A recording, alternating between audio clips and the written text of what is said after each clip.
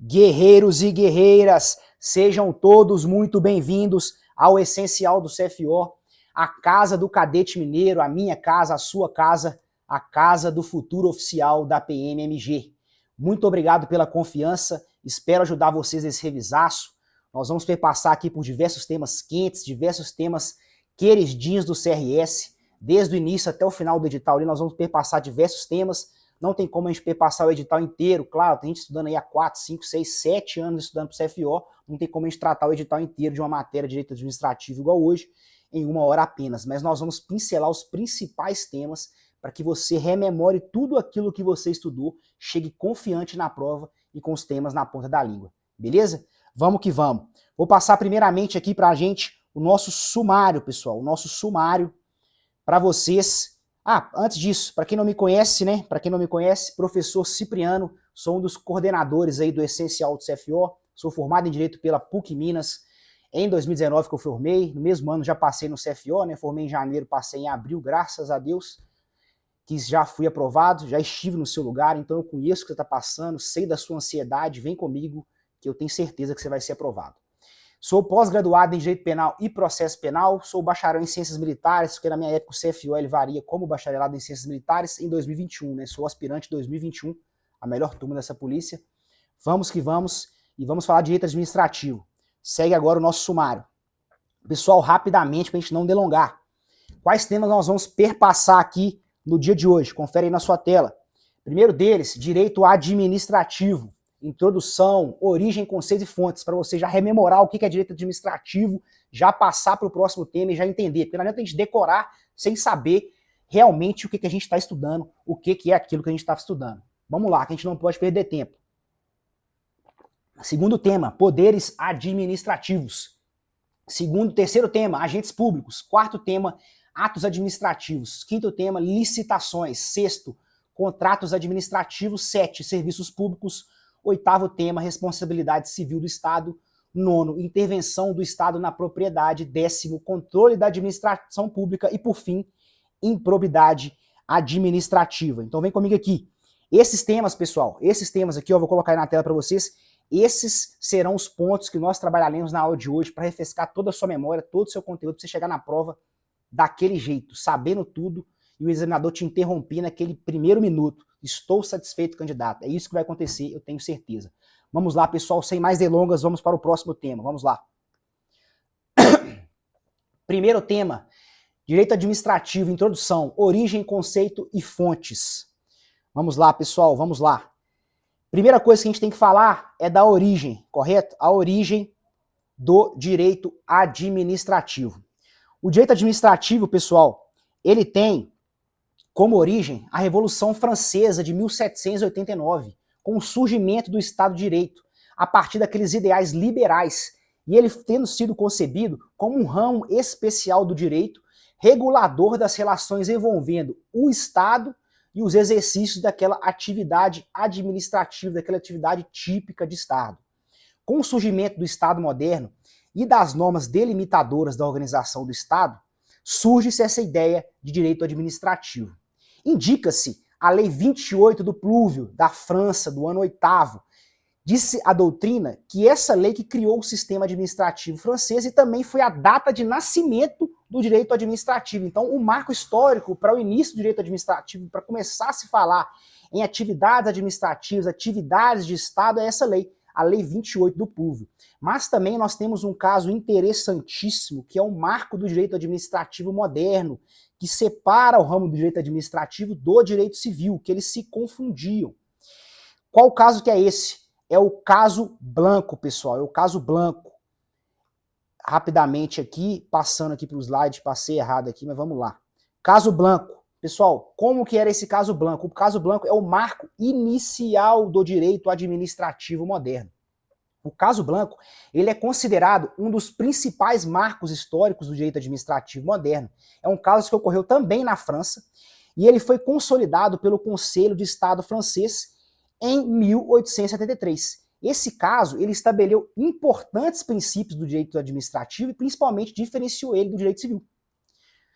Como que funcionou esse caso? Uma menina chamada Agnes Blanco, era uma criança. ela foi atropelada por um trem pertencente a uma fábrica de tabaco que era controlada pelo Estado francês. Então tinha um Estado que tinha uma fábrica de tabaco e ele explorava aquela atividade econômica ali, e um trem dessa fábrica de tabaco que era explorada pelo Estado atropelou essa Agnes. O que aconteceu? O pai dela entrou com uma ação judicial pedindo a indenização do Estado pela lesão sofrida pela sua filha, pela criança. E a questão central dessa causa era determinar se a responsabilidade civil do Estado deveria seguir as mesmas regras de direito civil ou seria um outro tipo de responsabilidade, um outro ramo do direito a ser aplicado naquele caso. E qual que foi a decisão do Conselho de Estado francês naquele caso, no caso da Agnes Blanco? Vamos lá, o Conselho francês, ele decidiu o quê?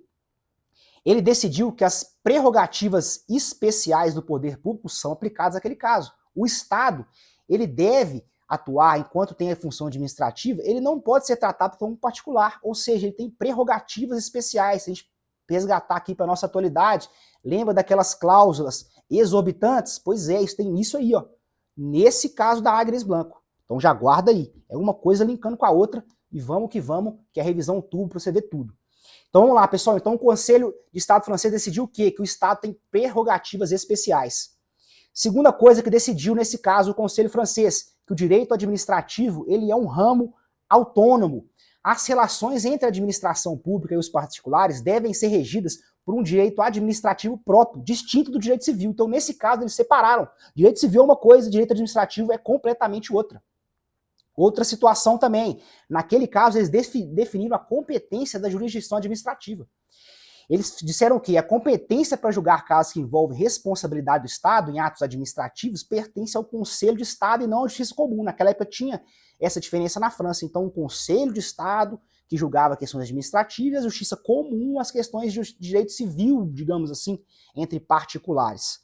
E alguns princípios que foram estabelecidos pelo caso Blanco, da Agnes Blanco.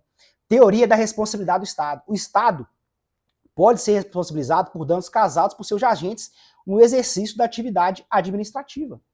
Não é porque o Estado, que não, eu sou o Estado, eu não posso ser responsabilizado por nada. O problema é do particular negativo. O Estado pode ser responsabilizado por danos de seus agentes no exercício da função administrativa. Segundo ponto, regime jurídico administrativo próprio. As normas aplicáveis às relações do Estado com particulares não são as mesmas que regem as relações entre particulares. E, por fim, o princípio da supremacia do interesse público. Então, pessoal, agora, após essa introdução, vamos ao conceito de direito administrativo. Deixa eu colocar na tela para vocês aqui. Qual que é o conceito de direito administrativo, pessoal? Direito administrativo, ele se traduz no conjunto de regras e princípios que regulamentam as entidades, os órgãos públicos e os seus agentes que exercem a função administrativa e buscam o interesse público, ou seja, é um ramo do direito público que consiste em um conjunto articulado e harmônico de princípios e regras que atuam na disciplina da administração pública, de seus órgãos, entidades, pessoal, serviços e bens, regulando a função desenvolvida pelo Estado, que é a função precípua, que é o que? Função administrativa. Então o conceito de direito administrativo se confunde com a função administrativa. Além disso, uma coisa que tem que levar para sua prova, até para você eventualmente chutar uma questão, professor, não sei, essa pergunta de direito administrativo caiu para mim aqui, não sei o que eu falo, peraí, respira, pensa, fala assim, pedras de toque do direito administrativo, como a doutrina chama, são dois princípios, supremacia do interesse público sobre o interesse privado, indisponibilidade do interesse público, leva isso que você vai matar 99% das questões. Supremacia do interesse público sobre o interesse privado, a administração pública recebe prerrogativas, poderes especiais. Indisponibilidade do interesse público, deve-se sempre o agente público e a administração pública buscar o interesse público, ela não pode abrir mão do interesse público. Ela pega o interesse público e vai com ele até o fim, não abre mão. Beleza? Pessoal, passado aí, vamos para as fontes do direito administrativo. Vamos lá, na tela. O que é fonte? Primeira coisa que tem que levar. Fonte é tudo aquilo que origina, produz, é origem, é a causa de alguma coisa. Entende-se por fonte do direito a origem, a sede, o arrimo do direito, a sua nascente, de onde ele provém. E quais são as fontes do direito administrativo, de onde ele vem? O que causa o direito administrativo, né? De onde ele vem a sua origem? Quais são as fontes, as origens do direito administrativo? Está na sua tela, olha aqui, ó, à sua direita aqui. Constituição Federal, leis, doutrina, jurisprudência, costumes e precedentes administrativos. Pessoal, excelente. Vamos para o nosso próximo tema. Vou colocar na tela para vocês. Poderes administrativos. Vamos primeiramente para o nosso conceito de poderes administrativos. Os poderes administrativos, pessoal, eles são ferramentas conferidas à administração pública para garantir aqui a execução adequada de suas funções administrativas, sempre observando o quê? O interesse público e os princípios administrativos que veremos a seguir. Principais poderes administrativos, vamos perpassar por alguns. Deixa eu colocar na sua tela aqui para te ajudar. Poderes administrativos, vamos lá. Primeiro poder, poder vinculado. É aquele que a lei confere à administração pública para a prática de atos de sua competência, determinando desde logo os elementos e requisitos necessários à sua formalização. Os agentes públicos, nesse poder, eles agem de forma vinculada, restrita, não havendo liberdade para a administração no que diz respeito à conveniência e à oportunidade. Então vem comigo aqui, presta atenção. Como que eu vou saber se é vinculado, se é discricionário? Primeira coisa, conveniência e oportunidade. No vinculado não há. Aquele ato ele é vinculado. Então, como é que funciona? Exemplo para você não perder na hora da prova. Carteira de motorista. Se eu preenchi o requisito, passei naquela primeira provinha lá, passei no psicotécnico, passei no teste de rua, o que vai acontecer? Vai emitir minha carteira de motorista. A administração pública ela é vinculada àqueles requisitos. Preenchi os requisitos, ela vai ter que me dar a minha carteira de motorista. Peguei minha carteira, vou montar no meu carrinho e vou sair dirigindo aí pela rua. Então é isso, pessoal. Vinculado é isso. Não tem conveniência ou oportunidade. Preencheu os requisitos, aquele administrado vai ter acesso àquele ato administrativo. Exemplo, carteira de motorista. Vamos lá, pessoal. Próximo, poder discricionário. Poder discricionário. Nesse poder, analisa-se a conveniência e oportunidade daquele ato. Há uma margem de liberdade na atuação administrativa. Não confundir, pessoal, não confundir discricionariedade com arbitrariedade. Discricionariedade é agir dentro dos limites legais. Já a arbitrariedade é agir de maneira contrária à lei ou excedente, ou em excesso à lei. Beleza? Próximo poder, poder hierárquico. É o poder que organiza, distribui e fiscaliza atividades internas da administração pública. Poder disciplinar. É o poder que permite à administração pública aplicar sanções a servidores públicos e particulares vinculados à administração, que tem uma relação o quê? Especial com a administração pública. Poder normativo ou regulamentar. Ele permite à administração pública editar atos normativos gerais e abstratos para complementar as leis e garantir a sua correta execução. Beleza? Por fim, vamos ao mais queridinho do CRS, o poder de polícia. Qual que é o conceito de poder de polícia? Pessoal, vamos lá. Considera-se poder de polícia a atividade da administração pública que, limitando ou disciplinando direito, interesse ou liberdade, regula a prática de ato ou abstenção de fato em razão de interesse público concernente à segurança, à higiene, à ordem, aos costumes, à disciplina da produção e do mercado, ao exercício de atividades econômicas dependentes de concessão ou autorização do poder público, à tranquilidade pública ou ao respeito à propriedade e aos direitos individuais. Professor, onde é que está isso? Artigo 78 do Código Tributário Nacional. Corre lá que você vai achar esse conceito. É grande, mas é bom você ter em mente. Pessoal, alguns atributos específicos do poder de polícia. A gente lembra, vai passar para frente aí, tem 4 atributos aí que todo ato tem, que é o PAT, aquele mnemônico que eu sei que você já sabe. Presunção de legitimidade, autoexecutoriedade, tipicidade e imperatividade. Mas o poder de polícia tem mais. Ele tem o quê? Discricionariedade, coercibilidade e autoexecutoriedade. Leva isso para sua prova. Discricionariedade, coercibilidade, autoexecutoriedade. Próximo.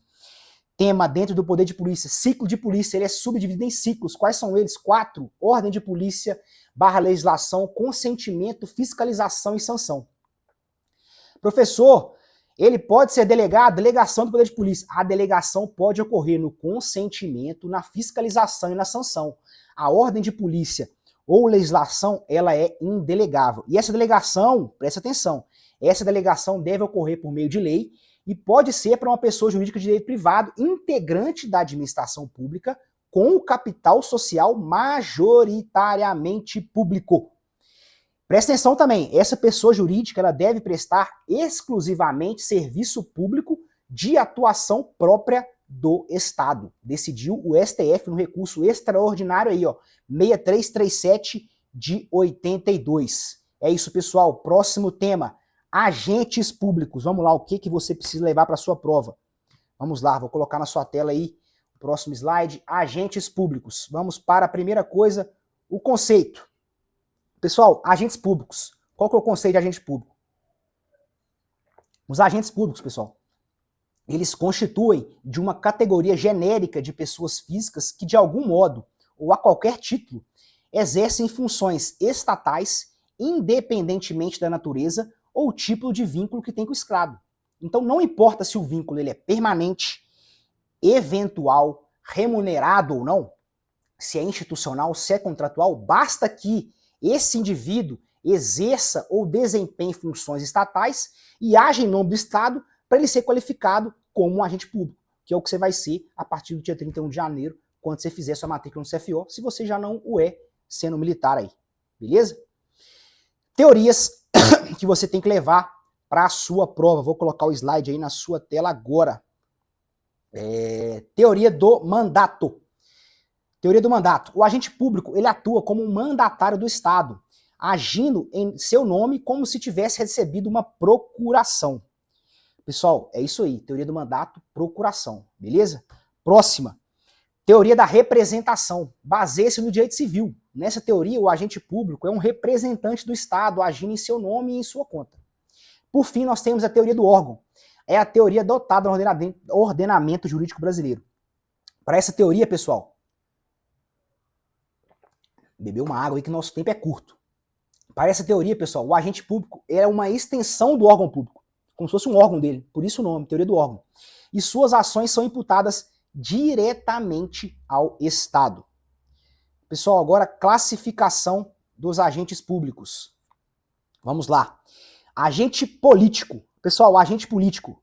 Como que você vai gravar? Vem comigo aqui. Como é que você vai gravar? Quem são os agentes políticos? Meu Deus do céu, político. Os caras são os pica. É o topo da pirâmide. É o topo da cadeia alimentar. É simples. É simples. É o presidente, é o vice, é o governador, membro do MP, juiz, conselheiro do Tribunal de Contas, o secretário de Estado, o comandante-geral da Polícia Militar, ele tem status de secretário de Estado, ou seja, ele é um agente político, ele está no topo da pirâmide, no topo da cadeia alimentar. Grava isso. Vamos lá. Servidores públicos são aqueles agentes que têm uma relação de trabalho profissional e permanente com as entidades de direito público. Se subdividem em três: servidores estatutários, empregados públicos e servidores temporários. Servidores estatutários, o que são eles? Pessoal, servidores estatutários são titulares de cargos públicos que mantêm com as entidades de direito público uma relação de trabalho de natureza institucional, regidos por uma lei especial. Qual lei que é? Estatuto. O cara não é o empregado público, igual a gente vai ver aqui agora. Empregado público são titulares de empregos públicos que mantêm uma relação de trabalho de natureza contratual com as entidades e se sujeitam à CLT. Servidores temporários são aqueles contratados no termo do artigo 37, inciso 9 da Constituição Federal, para atender necessidade temporária e excepcional interesse público. Então, grava essas duas palavrinhas, temporária e excepcional. Militares, que é o que eu sou, o que você vai ser. Militares, eles são servidores estatais sujeitos a um regime jurídico especial, regime este que estabelece suas normas de ingresso, remuneração, prerrogativas, aposentadorias e etc. Particulares em colaboração se subdivide-se em vários. O primeiro deles nós vamos tratar aqui. Agentes honoríficos são os cidadãos que prestam serviço público temporário e sem vínculo profissional. Quem são eles, professor? Mesário e o jurado do Tribunal do Júri. Agentes delegados são particulares que receberam uma delegação do poder público para exercer uma atividade administrativa em seu nome. Exemplo, titular de cartório. Aquele cara que é o, entre aspas, aí que o pessoal chama o dono de cartório. Ele é um agente delegado. Agentes credenciados são particulares que recebem procuração ou credenciamento para representar a administração pública em determinado ato ou contrato. Um despachante aduaneiro, por exemplo, ele é um agente credenciado. Agentes de fato, o que é? São pessoas que, sem investir-se legalmente no cargo, exercem função pública em situação excepcional. Vem comigo aqui, vem comigo aqui. Você não errar agente de fato. Você lembra do Zeca Pagodinho? Tem um tempinho já, mas eu acho que você vai lembrar. O Zeca Pagodinho saiu na televisão, na Globo, lá com um quadriciclo, lá em Petrópolis, que a serra lá desmoronou, desabou casa, desabou desmoronou prédio, enfim, tudo, tá um caos lá. O que o Zeca Pagodinho fez? Ele montou no seu quadriciclo e começou a levar comida pro pessoal, levar o pessoal do local de risco para um local de abrigo. Ele pegou o pessoal também, deu comida pro pessoal, resgatou gente, botou a mão na massa. Ele era um agente de fato naquele exemplo. Naquele exemplo não, né? Naquele momento. Então, leva isso pra sua prova, gente de fato. Meu Deus do céu, o Zeca Pagodinho, quadriciclo dele, salvando o pessoal no meio da chuva, no meio do desmoronamento lá em Petrópolis. Beleza? Vamos para o próximo tema, pessoal. Vamos colocar na tela aqui agora. Atos administrativos. Tema quentíssimo esse que nós vamos trabalhar agora. Primeira coisa, o seu conceito. O que são atos administrativos? Né? Que a gente decora muita coisa e esquece do principal, do conceito. O que é ato administrativo? São manifestações unilaterais de vontade da administração pública. Quais são os seus requisitos ou elementos do ato administrativo? Lembra do mnemônico, tá aí na sua tela, COFIFOMOB, não erre, não erre. Vamos lá, competência é um limite de atribuição de um órgão público e seus agentes. Finalidade é o que se busca com a edição daquele ato administrativo. Forma é a exteriorização do ato administrativo, em regra o quê? Escrito. Motivo é a situação de fato ou de direito que levou à edição daquele ato administrativo. Em motivo, vamos falar agora de uma teoria pertinente. Presta atenção em mim agora. Teoria dos motivos determinantes. Pessoal, se o motivo apresentado para aquele ato não existir ou for inválido, o ato administrativo ele pode ser invalidado como um todo. Então, dependendo do motivo, né, daquele ato administrativo, se ele é inválido, se ele não existe, se ele tem alguma coisa por trás, aquele ato administrativo vai ser o quê? Invalidado. Beleza? Próximo, objeto é o conteúdo do ato, ou seja, aquilo que ele visa produzir. Pessoal, vamos para a próxima. Atributos do ato administrativo. Mnemônico, PAT. Já falamos, mas vamos reforçar para você levar para a sua prova, não se esqueça. Presunção de legitimidade e veracidade. O ato administrativo presume-se legítimo e verdadeiro. Lembrando, presunção iuris tantum, relativa, admite-se prova em contrário. Imperatividade, o ato administrativo impõe obrigações de forma unilateral ao administrado, independente se ele concordar ou não. Autoexecutoriedade, permite que a administração pública execute diretamente seus atos, sem necessidade de autorização judicial prévia. Por fim, tipicidade, deve o ato administrativo ter o quê? Previsão legal.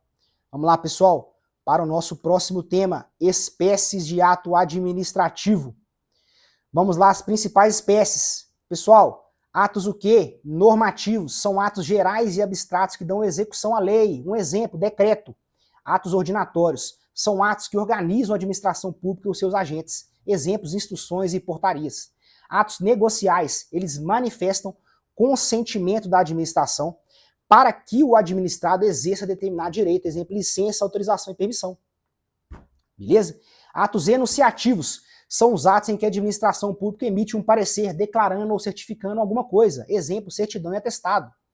Atos sancionatórios ou punitivos, eles aplicam sanções administrativas, exemplo é multa, suspensão. Beleza? Vamos agora ao nosso próximo tema, extinção dos atos administrativos, as principais formas. Primeira delas, anulação. É a extinção de um ato administrativo ilegal. Revogação decorre de um juízo de quê? Um juízo de conveniência e oportunidade pela administração pública. Ela pode chegar a simplesmente revogar, porque aquele ato ele não é mais conveniente nem oportuno para a administração. Ela vai lá e revoga aquele ato. Cassação decorre do descumprimento de condições impostas ao beneficiário do ato. Caducidade ocorre quando uma nova ordem jurídica torna o ato incompatível com o ordenamento jurídico vigente após aquela norma. Então veio uma nova lei que caducou aquele ato, porque ele já não é mais o quê? Compatível com aquela nova ordem jurídica que foi colocada a posteriori. Contraposição e derrogação. Um novo ato administrativo torna impossível a manutenção do anterior, ou seja, tem uma autorização que ela vem depois e é substituída por uma proibição, beleza? Por fim, renúncia. Ocorre quando o beneficiário do ato renuncia ao direito dele recorrente. Vamos lá, pessoal? Próximo tema, licitações. Vamos lá. Pessoal, primeira coisa, nós vamos tratar muita coisa que eu acho que esse tema aqui tem grande chance de cair, principalmente por conta da mudança recente, né, da legislação. Primeira coisa, vamos ao conceito, né? Conceito de licitação. A licitação, ela é um procedimento administrativo por meio do qual a administração pública seleciona a proposta mais vantajosa para um contrato e que melhor atenda o interesse público. Isso significa o quê? Que as contratações da administração pública são necessariamente antecedidas, via de regra, claro, pela licitação, que somente será afastada em hipóteses legais de dispensa e inexigibilidade. Beleza? Vamos aos princípios gerais de licitação. São aqueles lá que você já sabe de cor, entendeu? Aquele princípio que você está cansado de saber. Na hora que eu falar limpe, você já vai, na sua cabeça, eu sei que já vai sair. É isso mesmo, pessoal. É isso mesmo. Princípios gerais de licitação. LIMP. Legalidade, impessoalidade, moralidade, publicidade e eficiência. Mas agora, vamos aos princípios específicos de licitações. Primeiro deles, interesse público. Segundo, probidade administrativa. Terceiro, igualdade. Planejamento, transparência, eficácia, segregação de funções, motivação, vinculação ao edital, julgamento objetivo, segurança jurídica, razoabilidade, competitividade, proporcionalidade, celeridade, economicidade, desenvolvimento nacional sustentável. Vem comigo aqui, vem comigo aqui. O que você vai fazer para sua prova? Cite e explique 5 princípios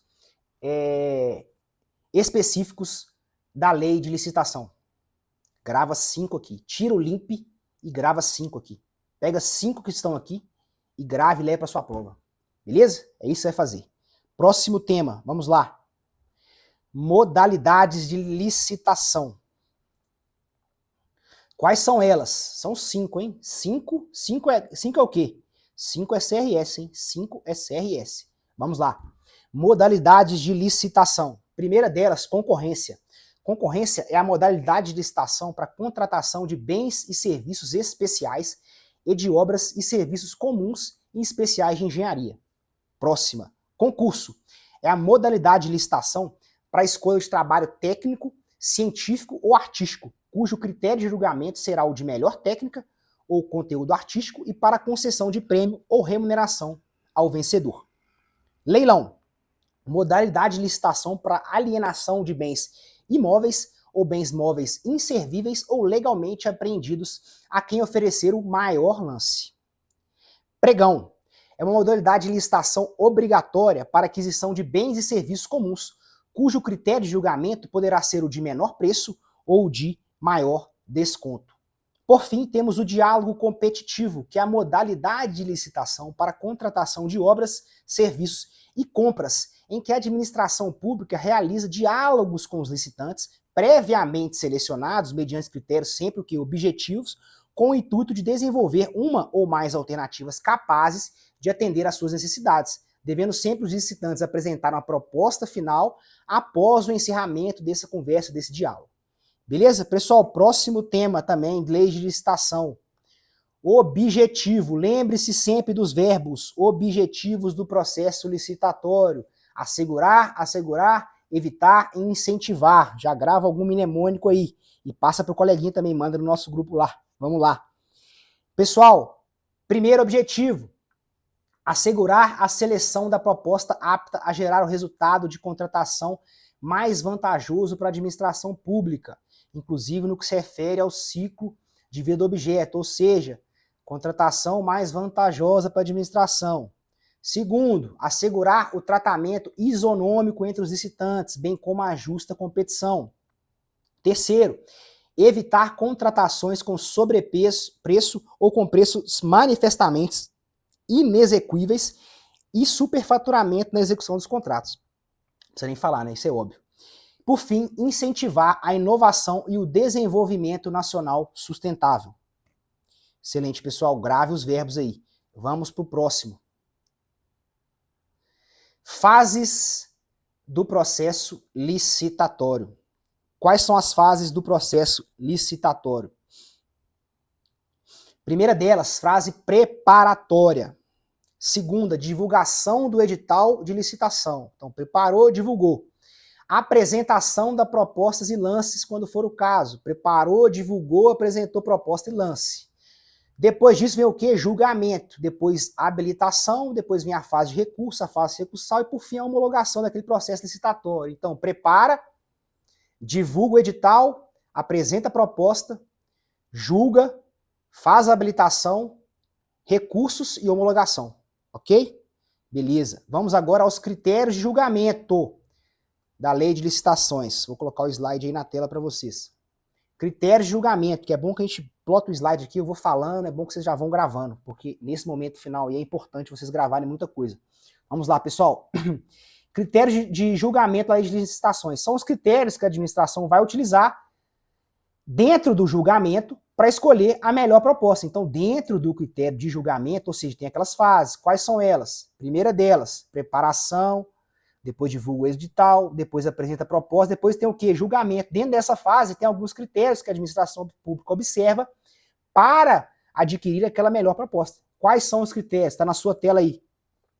Menor preço, maior desconto, melhor técnica ou conteúdo artístico, técnica e preço, maior lance, no caso o leilão, e maior retorno econômico. É bom gravar isso aí para sua prova, beleza? Vamos lá, próximo tema. Deixa eu colocar na sua tela aqui. Critério de julgamento na lei de licitações. Dentro do critério de julgamento das licitações, nós temos a desclassificação das propostas. Eventualmente, algumas propostas, elas vão ser desclassificadas. E a lei prevê 5, presta atenção, CRS, 5 é o quê? 5 é CRS, presta atenção. 5 hipóteses de desclassificação das propostas. Quais são elas? Contigo aí na tela. Aquelas que contiverem vícios insanáveis, não obedecerem às especificações técnicas pormenorizadas no edital, apresentarem preços inexequíveis ou permanecerem acima do orçamento estimado para a contratação, não estiverem sua execuibilidade demonstrada quando exigido pela administração, e 5, apresentarem desconformidade com quaisquer outras exigências do edital, desde que o quê? Insanável. Beleza, pessoal? Vamos para a próxima. A habilitação. A habilitação é a fase da licitação em que se verifica um conjunto de informações e documentos necessários e suficientes para demonstrar a capacidade do licitante de realizar o objeto da licitação. E ela se subdivide-se em 4. Quais são? Jurídica, técnica, fiscal, social e trabalhista e, por fim, econômico-financeira. Beleza, pessoal, do encerramento das licitações. Vamos lá. Encerradas, né, pessoal, as fases de julgamento e habilitação, e exaurido, né, aquela penúltima fase de recursos administrativos, o processo licitatório sobe e será encaminhado para a autoridade superior, né, que determinou aquela licitação, e ela poderá adotar algumas providências. E quais são as providências? São 4, na sua tela aí. Determinar o retorno dos autos para saneamento de irregularidades, revogar a licitação por motivo de conveniência e oportunidade, proceder à anulação da licitação de ofício ou mediante provocação de terceiros, sempre que presente ilegalidade insanável, e adjudicar o objeto e homologar a licitação se tiver tudo o quê? Tudo tranquilo. Pessoal, excelente. Vamos para o nosso próximo tema, contratos administrativos. Primeira coisa, né, pessoal? Como sempre, o conceito, porque o conceito te faz lembrar de muita coisa. Os contratos administrativos são ajustes firmados entre a administração pública e particulares, ou entre entes públicos, para a realização de objetivos de interesse público, regidos sempre por normas de direito público e por cláusulas que garantem a supremacia do interesse público sobre o interesse privado. No direito privado, os contratos têm características de ser uma relação horizontal. Contudo, em se tratando de contratos administrativos, ou seja, contratos da administração pública, as relações são o quê? Verticais. Aí você lembra daquele caso, o caso Blanco, da Agnes Blanco lá. Tudo isso tem origem naquele caso. Aquele caso ali ele remete a várias coisas. Você vai pegar na matéria, opa, peraí, origem, conceito, isso aí tem gente que pula na matéria, mas isso é importantíssimo pra gente entender o resto, por que aconteceu, por que surgiu. Beleza? Então vamos lá. Características principais dos contratos administrativos. Slide na tela. Presença de cláusulas exorbitantes, que são as prerrogativas da administração pública, previstas na nova Lei de Licitações, no artigo 104. Quais são elas? Modificação unilateral, extinção unilateral, fiscalização na execução do contrato e ocupação provisória. Mais algumas características principais dos contratos administrativos. Eles são regidos pelos princípios da administração pública. Aqueles princípios lá, tem o LIMP e alguns princípios específicos, são também aplicados aos contratos, beleza? Então, legalidade, moralidade, publicidade, eficiência e impessoalidade, tudo isso também é aplicado aos contratos administrativos. Beber uma água aqui, pessoal. Os contratos também têm uma peculiaridade, que a finalidade deles é sempre atender ao interesse público e ele tem formalidades, né, por exemplo, que devem ser observadas e também a critério da publicidade, beleza? Sobre contratos é isso, vamos passar ao nosso próximo tema. O nosso tema é serviços públicos. Conceito novamente, né, pessoal? Conceito é bom, tem gente que não gosta, mas faz uma falta. Às vezes com o próprio conceito você consegue destrinchar aquilo ali, fazer muita questão, tanto objetiva quanto questão aberta ou eventualmente igual a gente está estudando agora para a prova oral. Vamos lá, sem mais delongas. Conceito. O que são os serviços públicos? São serviços prestados pela administração pública ou por seus delegatários para atender necessidades essenciais ou secundárias da coletividade. Vou perpassar com vocês alguns princípios específicos dos serviços públicos. Continuidade. Os serviços, eles devem ser prestados de forma regular e ininterrupta. Igualdade. Eles devem ser ofertados e oferecidos a todos, sem discriminações. Modicidade das tarifas. As tarifas devem ser acessíveis à população. Adequação. Eles devem ser prestados com qualidade, eficiência e segurança. Universalidade. Os serviços devem estar disponíveis ao maior número possível de pessoas, sem exclusões injustificadas, tirar uma pessoa ali do serviço público sem razão específica e justificada.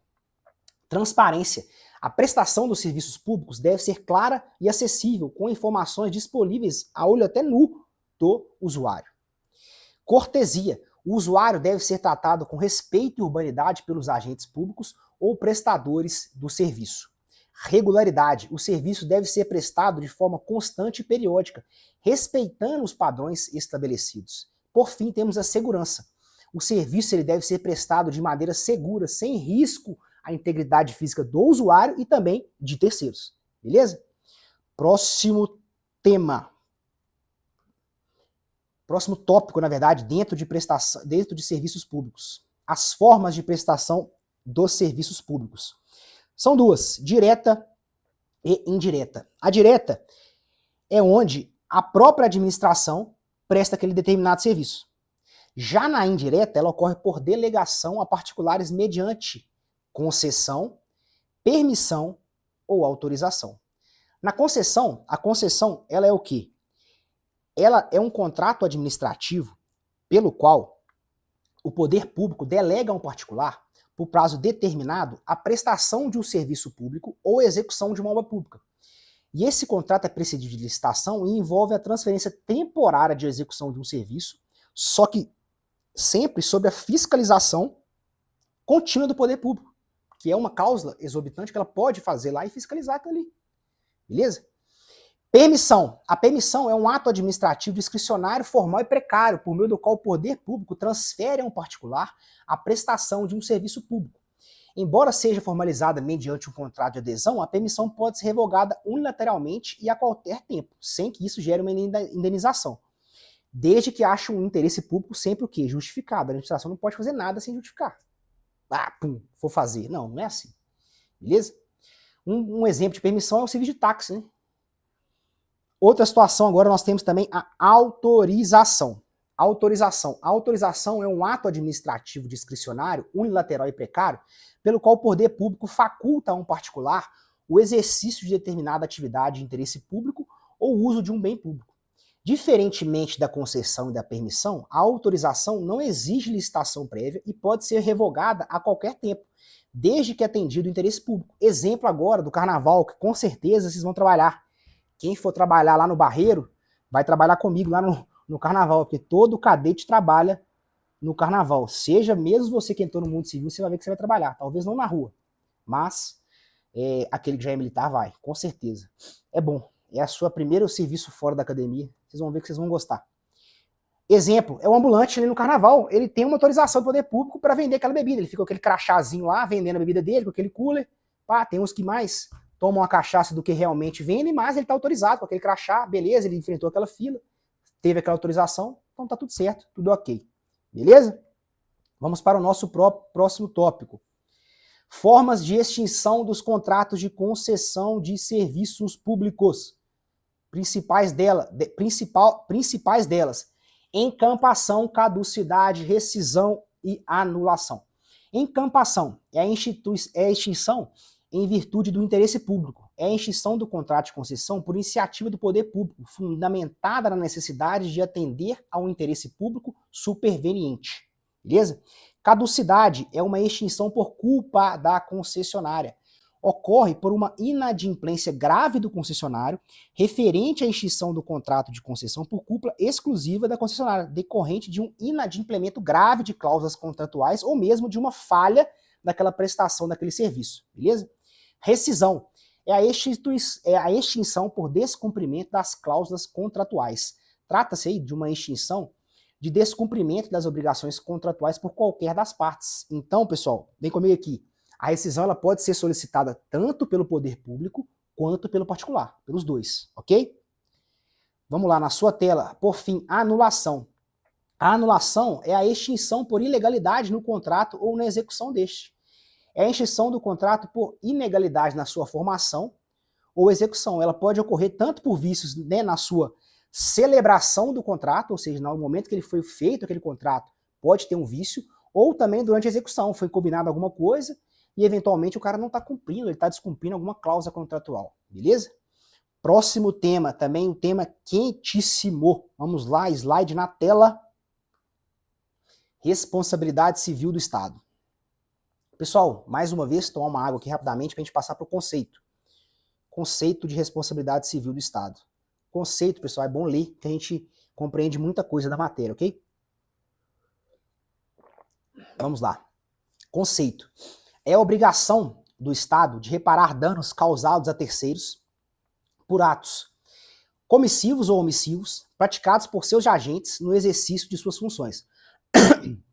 Lembrando, pessoal, que a responsabilidade do Estado é, em regra, objetiva. Ou seja, deve-se comprovar o quê? A conduta do agente estatal, o nexo e o dano. Conduta, nexo e dano. Responsabilidade civil do Estado. Conduta, nexo e dano. Frise-se que o ordenamento jurídico prevê o direito de regresso, ou seja, pode o Estado cobrar do agente público prejuízo, mas nesse caso ele deve comprovar o dolo e a culpa. Então, na ação de regresso, tem que se comprovar a dolo ou a culpa do agente, beleza? Fundamentos, pessoal, fundamentos da responsabilidade civil do Estado. O artigo 37, parágrafo 6 da Constituição Federal, prevê a responsabilidade objetiva do Estado e das pessoas jurídicas de direito privado prestadoras de serviços públicos com direito de regresso contra o agente responsável. Quais são as teorias que fundamentam a responsabilidade civil do Estado? Vamos lá, a primeira delas, princípios e teorias, né? Tem o primeiro princípio, depois temos duas teorias. Princípio da repartição dos encargos. É a coletividade que deve repartir o prejuízo causado pela administração pública. E como que ela faz isso? Através do quê? Do dinheiro público. Beleza? Teoria do risco administrativo. É a pessoa jurídica que, ao assumir o exercício da função administrativa, assume também os riscos inerentes à sua função. É a teoria adotada como regra no Brasil. E ela possibilita a excludente de responsabilidade, diferentemente da teoria do risco integral. Então, o risco administrativo é a regra. Mas nós temos também, por fim, que está aí na sua tela aqui, acho que é aqui à direita, né? Ainda não acostumei tanto, mas eu acho que está aqui. É a teoria do risco integral. É adotada em algumas situações excepcionais. Ok? Que é o dano ambiental, dano nuclear e aqueles atos de guerra e terrorismo. Então, nesses casos, adota a teoria do quê? Do risco integral. Já nos casos que são via de regra, que são a regra, é a teoria do risco administrativo, ok? Pessoal, vamos lá ao próximo tópico, excludentes de responsabilidade. Vamos lá, pessoal, essas excludentes aí, com base aí na teoria do risco administrativo. Primeira delas, caso fortuito ou força maior. Segunda, fato ou culpa exclusiva de terceiro. E o terceiro, fato ou culpa exclusiva da vítima. Essas são as excludentes de responsabilidade civil do Estado.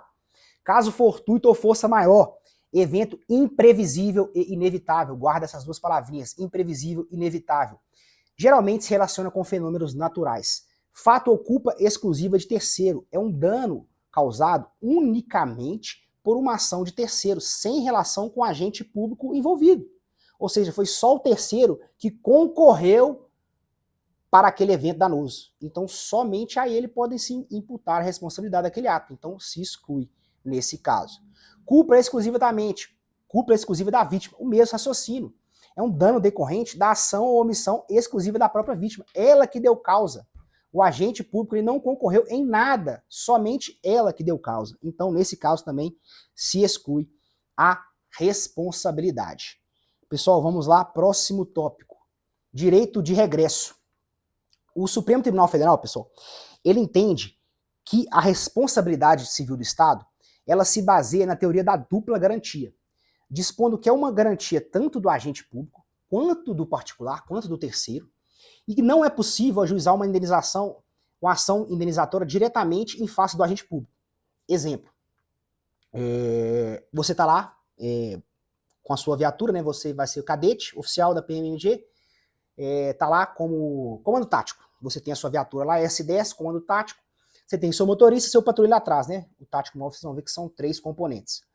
Você tá lá e, eventualmente, o seu motorista lá começou a mexer no celular ali, você também não viu, né? Porque é seu dever ali tomar conta dele, ficar de olho nele. Mas, enfim, ele tá lá mexendo no celular, você não viu, e por conta daquele celular ali, ele tava mexendo no celular, jogando um joguinho ali, foi lá e bateu a viatura num carro de um particular. O que o particular pode fazer? Eu vou ajuizar ação contra você, ação com danos morais, danos cíveis, e eu vou ajuizar contra você, policial militar, motorista da guarnição do comando tático. Negativo. Primeiro, ele tem que entrar contra o Estado, e eventualmente, se essa ação for julgada procedente, e que esse indivíduo que o Estado vai entrar com uma ação de regresso contra esse agente que deu causa aquela indenização, ok? Então, primeiro entra contra o Estado e depois, contra o agente público, o Estado entra com essa de regresso. Beleza? Vamos lá. Pessoal, próximo tópico, responsabilidade por omissão. Na responsabilidade por omissão, pessoal, deve-se comprovar o quê?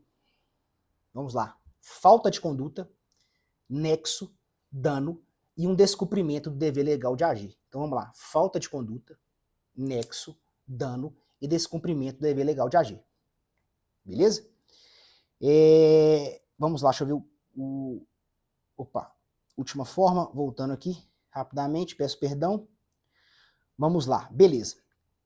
Ainda dentro, né, da nossa responsabilidade por omissão. Então tem que comprovar o quê? Falta de conduta, nexo, dano e descumprimento do dever legal. Em regra, pessoal, anote isso aí, grave. A responsabilidade por omissão, ela é o quê? Subjetiva, ou seja, necessário se faz a comprovação do dolo ou culpa. Essa responsabilidade subjetiva nos atos omissivos, presta atenção, atos omissivos, porque a regra é a responsabilidade objetiva. Nos atos omissivos, encontra guarida nisso aí que está na sua tela, a teoria da culpa anônima. De acordo com essa teoria, o Estado responderá civilmente, independente da identificação do agente causador do dano. Para que haja a responsabilização do poder público, deve-se comprovar que o serviço não funcionou, funcionou mal ou funcionou tardiamente. Para essa teoria, essa responsabilidade do Estado é subjetiva, afinal resulta de uma premissa inicial de que houve uma negligência naquela prestação de serviço. Nesse caso, não é a vítima que provará a culpa do serviço. Deve o Estado provar que o serviço não funcionou, ok? Nesse caso, aí, o ônus da prova ele é o quê? Do Estado. Ele que deve provar que o serviço não funcionou. Intervenção do Estado na propriedade. Peraí, deixa eu voltar. Isso, intervenção do Estado na propriedade na sua tela. Conceito. Vamos lá, pessoal, conceito / introdução. Beber uma aguinha rápida aqui. Pessoal, vamos lá. A Constituição Federal garante ao cidadão o direito à propriedade, né? No seu artigo 5º, vocês devem ter, inciso 22, deve ter relido ele mais de 100 vezes para sua prova, tenho certeza. Contudo, a administração pública, ela atua sempre buscando o quê? Interesse público. Só que em determinadas situações é possível que ocorra uma intervenção naquela propriedade. Como a gente sabe, nenhum direito é absoluto. Nenhum direito é absoluto. A gente tem que usar o quê? O princípio da proporcionalidade, quando há um choque entre direitos. E nesse caso é mais um deles, a intervenção do Estado da propriedade. Propriedade é um direito previsto no artigo 5º. Contudo, em alguns casos, em nome do quê? Do interesse público, quando há esse conflito, ela pode sofrer uma intervenção estatal. Beleza? Então vamos lá. A intervenção, ela pode ser classificada como supressiva ou drástica e restritiva ou branda. A restrição drástica, ela ocorre quando o Estado toma a propriedade do particular. Um exemplo é a desapropriação. A intervenção restritiva ou branda, o Estado ele apenas restringe o uso da propriedade. Exemplo, requisição administrativa, servidão administrativa, ocupação temporária e tombamento. A gente tem ainda a limitação administrativa, mas ela não está prevista expressamente no edital. Vou falar no final, não sei, mas não está no seu edital, beleza? Se preocupe com essas. Requisição, servidão, ocupação temporária e tombamento. Beleza? Vamos para o nosso próximo tópico aí. Tipos e espécies, né? Vamos falar primeiro da requisição administrativa. É uma utilização temporária e compulsória de bens particulares pelo Estado em situações de o quê? Iminente perigo. Beleza? Servidão administrativa, nosso segundo tipo espécie. É intervenção por meio da qual a administração pública, em situação de normalidade, ela se utiliza da propriedade do particular para atender o interesse público, que pode ter um caráter permanente ou transitório. Trata-se como servidão, é um quê? Um direito real sobre a propriedade. Por exemplo, uma passagem de linha elétrica, transmissão elétrica, né, que coloca aqueles negócios assim em cima da propriedade, principalmente rural, e vai passando. Ocupação temporária é a intervenção por meio do qual a administração pública se utiliza temporariamente de propriedade particular em uma situação de o quê? Normalidade. Tombamento é uma restrição ao uso da propriedade privada para preservar o patrimônio histórico, cultural ou ambiental. Uma observação importante, pessoal. A limitação administrativa é uma intervenção para proprietários indeterminados. Ela não está prevista no seu edital. Vem comigo aqui. Não está previsto, mas está dentro do tópico ali. Talvez o examinador só esqueceu de uma vírgula e colocar ela, porque só falta ela. Mas vamos lá. Presta atenção. A limitação administrativa é uma intervenção para proprietários indeterminados, tendo um caráter geral. Exemplo, o município que institui que não se pode construir prédios na cidade inteira acima de 3 andares. É uma limitação administrativa de caráter geral. É isso. Leva para sua prova aí, mas não vai cair não. Não está no seu edital. Próximo. Desapropriação. É a única forma de intervenção supressiva ou drástica, que significa o quê? É a transferência compulsória da propriedade privada para o Estado, mediante o quê? Justa e prévia indenização em dinheiro. 4 formas de desapropriação. 4 formas de desapropriação para você. Primeira delas, desapropriação por necessidade pública, utilidade pública ou interesse social. Bebe uma aguinha rápida aqui. O proprietário, pessoal, não fez nada de errado. Apenas perde a sua propriedade em razão do interesse coletivo maior, mediante uma indenização prévia, justa e em dinheiro. Quero construir aqui uma estrada, ou aumentar, quem é de Belo Horizonte, aumentar, largar o anel rodoviário. Eu vou desapropriar aquele pessoal todo ali do lado. Ah, mas eles não fizeram nada, não cometeram algum crime, não cometeram nenhum ilícito. Mas o interesse público sempre prevalece sobre o interesse privado. Supremacia do interesse público sobre o interesse privado. Então vai lá, desapropria para um bem maior da coletividade, de ao largar o anel, gerar menos trânsito, menos acidentes. Beleza? Desapropriação urbanística. Acontece quando há o descumprimento da função social da propriedade urbana. Áreas abandonadas, subutilizadas, que são destinadas eventualmente à construção de habitação popular. Desapropriação rural, a mesma coisa da urbanística. Acontece quando há o descumprimento da função social da propriedade. Lembra disso. E, por fim, a desapropriação confisco/expropriação. Ela é aplicada como sanção ao uso ilícito daquela propriedade. Não tem indenização. Por exemplo, o cara que está plantando cocaína, plantando maconha dentro da sua propriedade. O que acontece? Confisca, o poder público confisca, expropria aquela área e ele não recebe um centavo, beleza? Próximo tema, pessoal, controle da administração pública. Vamos lá. São 3. Controle administrativo, controle legislativo e controle judicial. Pessoal, controle administrativo é aquele controle que é feito pela própria administração pública, sobre os seus próprios atos. Ele decorre daquele princípio que a gente já viu da autotutela. Na aplicação desse controle, por meio do princípio da autotutela, pode-se perceber que o ato administrativo pode ser ilegal ou inconveniente. Se é ilegal, ele é anulado. Se ele é inconveniente, ele é o quê? Revogado. Revogação, conveniência e oportunidade. Lembra disso. Próximo, controle legislativo. O poder legislativo, no exercício da sua função legislativa, ele exerce controle sobre os atos da administração pública. Esse controle legislativo acontece com o auxílio do quem? Do Tribunal de Contas, ok? Por fim, temos o controle judicial. Pessoal, vem para mim aqui. Controle judicial é o controle exercido pelo poder o quê? Judiciário, no exercício da sua função típica. O judiciário pode anular o ato administrativo. Ele não pode revogar, porque revogação é conveniência e oportunidade. Só a administração faz. Ele anula esse ato, ok? Então é isso. Vamos para o próximo tema. Nosso último tema. Quase 1 hora de aula já. Espero que estejam gostando. Improbidade administrativa. Nosso último tema. Pessoal, mais uma vez, conceito para vocês se lembrarem e dar aquela refrescada na memória. Improbidade administrativa. Ela consiste em atos ilícitos que causem dano ao patrimônio público, que violem princípios da administração pública ou resultem em enriquecimento ilícito. Então, presta atenção. Dano ao patrimônio público, viola princípio ou enriquecimento ilícito. Vamos tratar agora do sujeito ativo, pessoal. Sujeito ativo é aquele que pratica o ato de improbidade administrativa ou aquele que concorre para a sua prática ou dele se beneficia, conforme a lei de improbidade administrativa.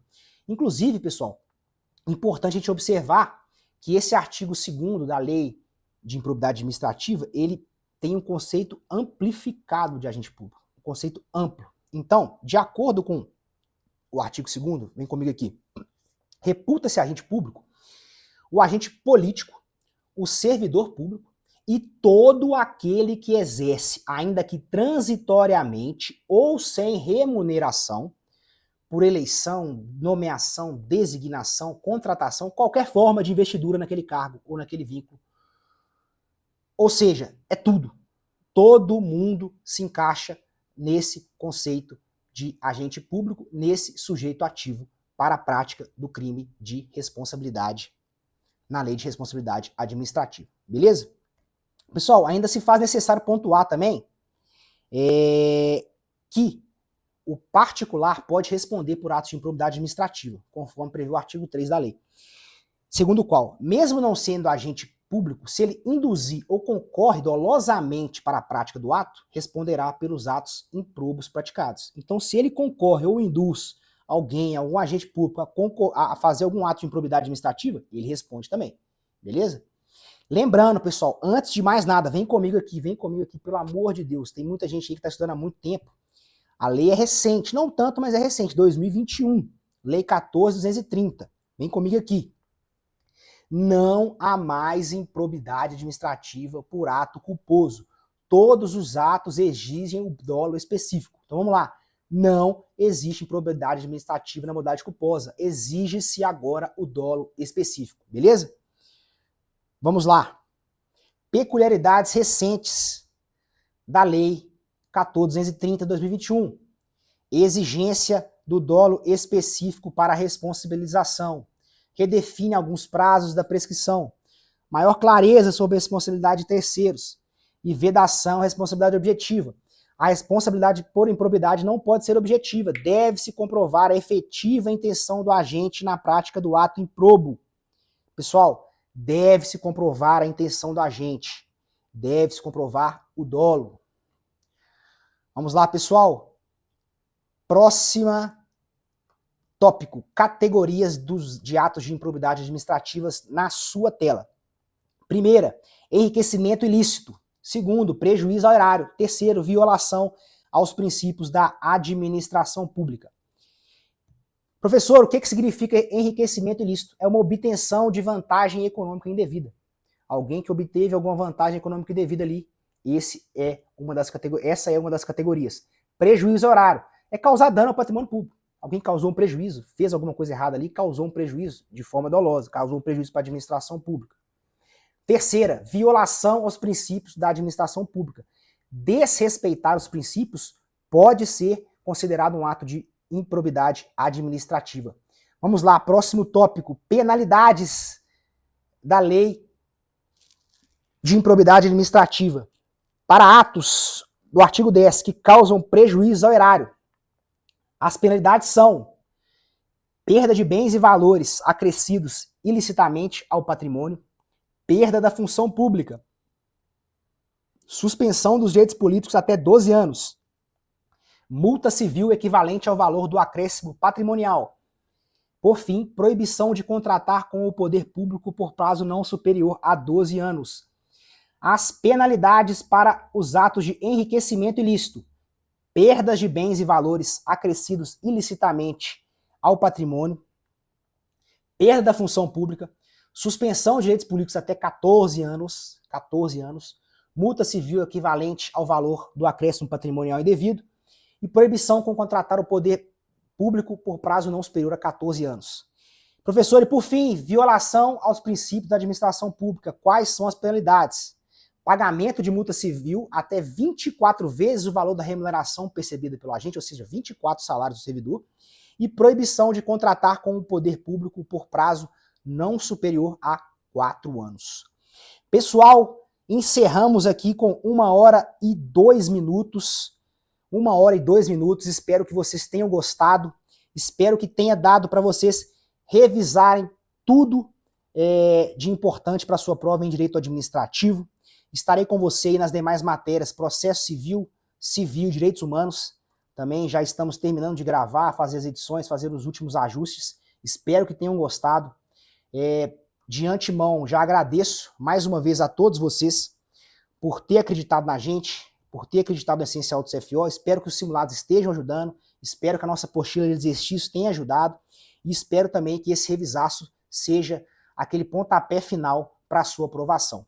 Nos encontramos no Instagram, nos simulados, o nosso grupo também. Se tiver alguma dúvida sobre a aula, alguma sugestão também, manda lá pra gente, nós estamos à disposição, viu? Um forte abraço a todos, boa sorte e até a próxima aula. Vem ser aprovado com a gente.